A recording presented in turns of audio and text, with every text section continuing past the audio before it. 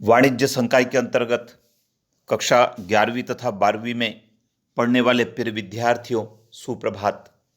विद्यार्थियों, अभी आप घर पर हैं और घर पर रहकर आप अपनी पढ़ाई कर रहे होंगे, क्योंकि इस चैनल के माध्यम से आपको लेखाशास्त्र विषय के बारे में रोज पढ़ाया जा रहा है।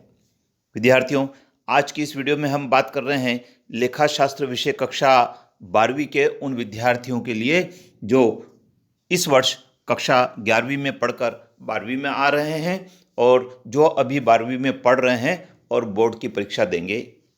तो विद्यार्थियों, आज अध्याय क्रमांक 3 की हम बात कर रहे हैं और वह है ख्याति के संबंध में। तो आइए जान लेते हैं क्या है ख्याति के संबंध में 25 तथ्य। फटाफट देख लेते हैं।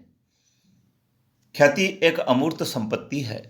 ख्याति व्यवसाय की प्रसिद्धि, नाम, प्रतिष्ठा, ग्राहकों की संतुष्टि का प्रतिबिंब है।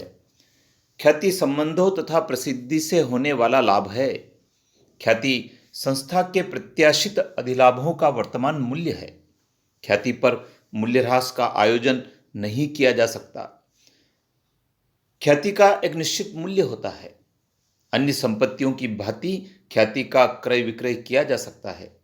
ख्याति अतिरिक्त लाभ अर्जित करने में सहायता प्रदान करती है।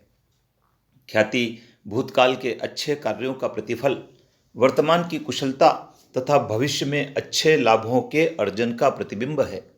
किसी ने सही कहा है, capital is lost, nothing is lost. Customers are lost, something is lost. Goodwill is lost, everything is lost. ख्याति दो प्रकार की होती है, क्रय की गई ख्याति और स्वयं उत्पन्न की गई ख्याति। ख्याति दीर्घकालीन स्वभाव की होती है। इसे स्थायी संपत्ति ही समझना चाहिए। ख्याति का संबंध लाभ से होता है। ख्याति को व्यवसाय से पृथक नहीं किया जा सकता। ख्याति को व्यवसाय के जीवन काल में स्वतंत्र रूप से नहीं बेचा जा सकता है। ख्याति का मूल्यांकन संगठन के स्वरूप पर निर्भर करता है। वास्तविक औसत लाभ का सामान्य लाभ पर आधिक्य अधिलाभ कहलाता है। सामान्य लाभ की गणना विनियोजित पूंजी पर एक निश्चित दर से की जाती है। ख्याति के मूल्यांकन की 3 विधियां प्रचलित है: औसत लाभ विधि, अधिलाभ विधि और पूंजीकरण विधि। कुछ पुस्तकों में वार्षिकी विधि को भी शामिल किया गया है। जब कोई फर्म उसी प्रकार की अन्य फर्मों के सामान्य लाभ से अधिक लाभ कमा रही है तो इस अधिक लाभ को अधिलाभ कहते हैं। लेखांकन मानक 26 के अनुसार केवल क्रय की गई ख्याति का ही लेखा पुस्तकों में अभिलिखित किया जाता है। चूहे के स्वभाव वाली ख्याति का मूल्य 0 होता है। कुत्ते के स्वभाव वाली ख्याति को अनिश्चित या आकस्मिक ख्याति भी कहते हैं। बिल्ली के स्वभाव वाली ख्याति का मूल्य सबसे अधिक होता है।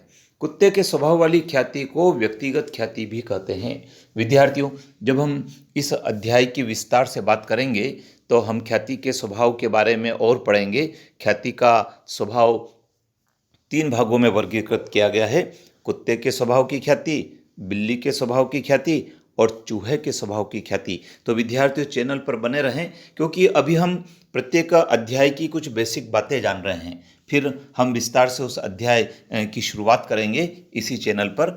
निश्चित रूप से आप नोट्स बना रहे होंगे, नोट्स बना लीजिए और बार बार इस वीडियो को सुनेंगे तो ये आपको याद भी हो जाएंगे। विद्यार्थियों, चैनल को आपने सब्सक्राइब कर रखा होगा, अपने मित्रों को भी करवा दीजिए। बेल आइकन को प्रेस करें और कमेंट्स बॉक्स में कमेंट्स भी लिखें, जिससे कि आगामी वीडियो में उन कमेंट्स के ऊपर भी बात की जा सके। धन्यवाद।